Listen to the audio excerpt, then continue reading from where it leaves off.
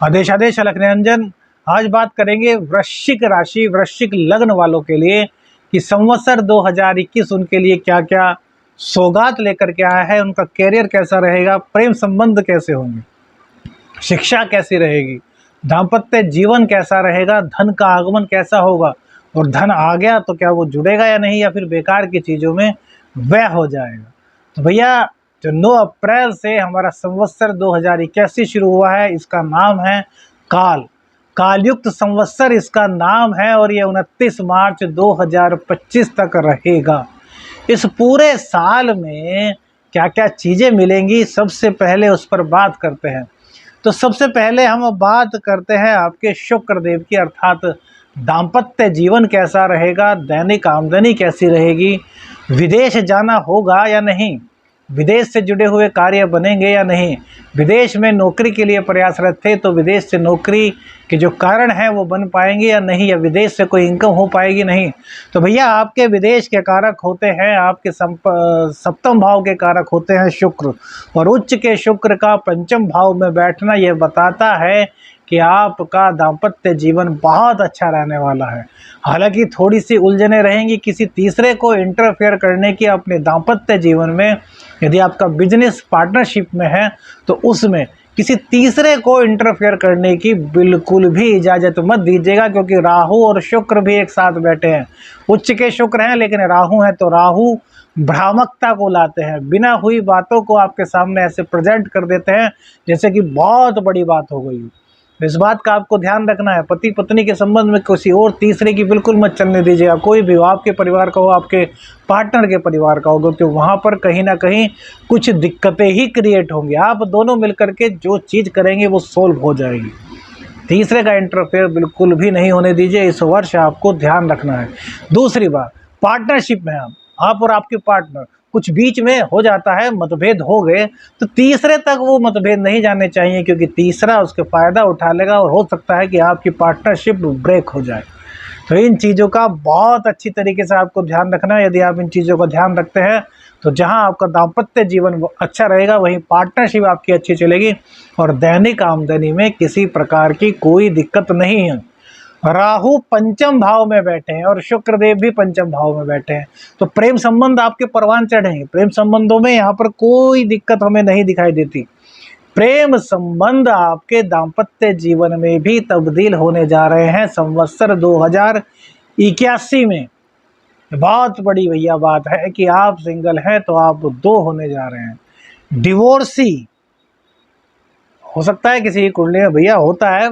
यदि आप डिवोर्सी थे, पति पत्नी अलग हो चुके हैं, तो भैया इस संवत्सर 2081 में वो लोग भी दोबारा से शादी के बंधन में बंधने वाले हैं।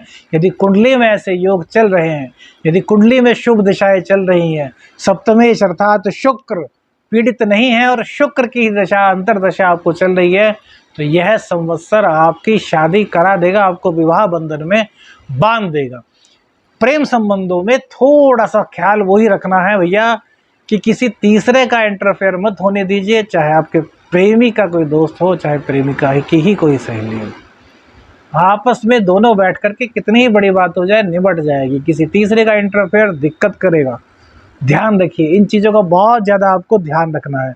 अब बात करते हैं कैरियर की कि कैरियर कैसा रहेगा वृश्चिक राशि वृश्चिक लग्न वाले लोगों का। देखिए यह चंद्र राशि के आधार पर है, लेकिन वृश्चिक लग्न वाले भी इसको देखें, ठीक है ना। हम दोनों का एक साथ बता रहे हैं, वृश्चिक राशि वृश्चिक लग्न। बहुत से लोग पूछते हैं राशि के हिसाब से लग्न के, हम दोनों के हिसाब से बता रहे हैं।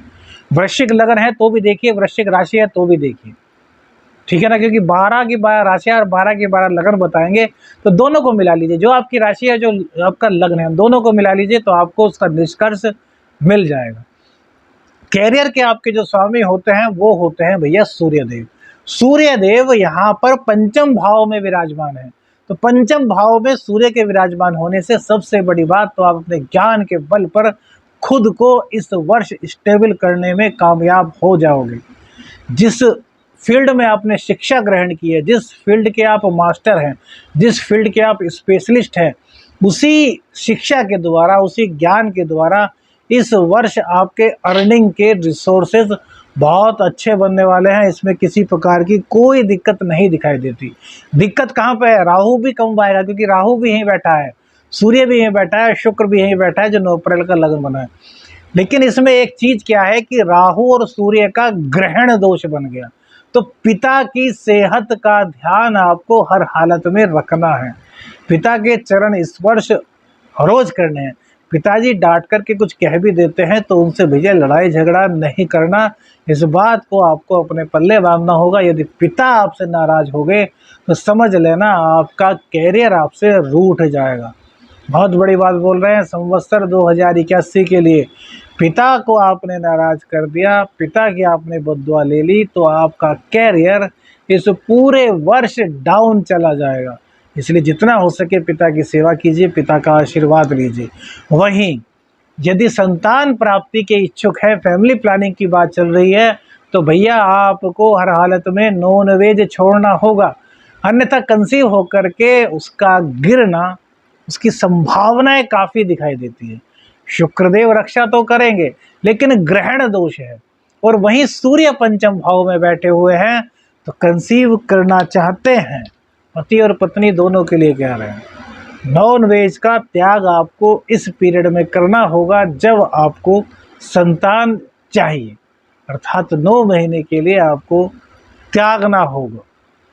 अब बात करते हैं कि संतान का कैसा पक्ष रहेगा, संतान से क्या लाभ होगा, संतान की शिक्षा कैसे रहने वाली है, आपकी शिक्षा कैसे रहने वाली है। तो इसके लिए बृहस्पति देव को देखना होगा, और बृहस्पति देव चेंज होने वाले हैं। हालांकि 6ठे स्थान में है, थोड़ी सी दिक्कत है, लेकिन शुभ ग्रह है। और भैया अब सप्तम भाव में ये आ रहे हैं, 1 मई को सप्तम भाव में इनके आने से आपके बच्चे की शिक्षा अच्छी होगी, आपकी शिक्षा अच्छी होगी, आपका बच्चा आपका कहना मानेगा, आपका बच्चा ब्रिलियंट बनेगा। अब तक उसका शिक्षा में मन नहीं लगा होगा, लेकिन अब इस संवत्सर में उसका मन पढ़ाई में लगना शुरू हो जाएगा। मेधावी बन करके आपका बच्चा आपको दिखाएगा। बस शर्त इतनी है कि आप सात्विक होने चाहिए और आप गुरुओं के आशीर्वाद में होने चाहिए। जो आपके गुरु हैं उनका आशीर्वाद लेते रहिए, उनसे मिलिए, उनको समय दीजिए, गुरु से गुरु दीक्षा लीजिए, गुरु से शिक्षा लीजिए कि हमें क्या करना चाहिए, क्योंकि गुरु का आशीर्वाद प्रत्येक व्यक्ति के लिए इस जीवन में बहुत आवश्यक है। भाग्य की बात करते हैं तो भाग्य तो अप एंड डाउन रहेगा। क्यों? क्योंकि भाग्य के स्वामी हैं आपके चंद्रदेव, और सूर्य और चंद्र एक साथ, अमावस्या योग, वहीं राहु और चंद्र एक साथ, तो ग्रहण दोष। तो ग्रहण के कारण दिक्कतें पूरे साल थोड़ी थोड़ी रहेंगी, तो चंद्र को मजबूत करना है। देखिए, वैसे तो चंद्र को मजबूत करने के लिए आपको एक सिद्ध यंत्र धारण करना चाहिए, है ना। सिद्ध यंत्र यदि आप चंद्र का जो हम बनाते हैं वैदिक मंत्रों और शावर मंत्रों द्वारा, एक चंद्र का यंत्र बनाया जाता है, इससे कि चंद्र के दोष दूर होते हैं, वो आप ले सकते हैं। जो स्क्रीन पर नंबर है उस पर आप व्हाट्सअप मैसेज कीजिए, आपको पूरा प्रोसेस पता चल जाएगा। और वैसे यदि नहीं ले पाते तो एक उपाय तो आपको करना है, 2 उपाय क्या है भाग्य को मजबूत करने के लिए। तो धार्मिक गतिविधियों में प्रतिभाग करते रहिए, भगवान शिव पर रोजाना दूध चढ़ाइए और शिव तांडव स्तोत्र का पाठ कीजिए।